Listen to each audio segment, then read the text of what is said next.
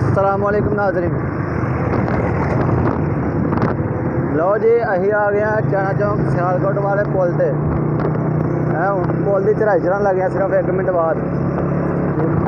लो जी अही चलन लगे हूँ ताकि आपको मैंने बताया था कि सियालकोट वाला पुल पे चढ़ने लगे हैं।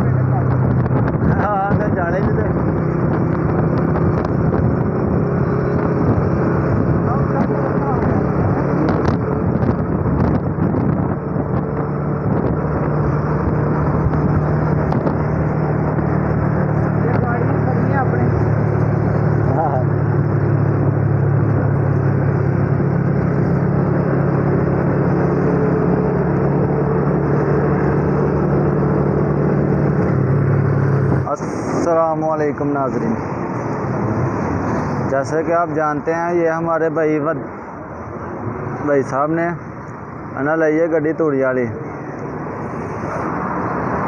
तूड़ी का रंग है सोहनी साफ सुथरी सोहनी तो साफ तो सुथरी। जिस भरा चाहिए सियालकोट दे विच ते ओह आके साडे नाल राबता करे। थां ठिकाना कपूर वाली PSO पंप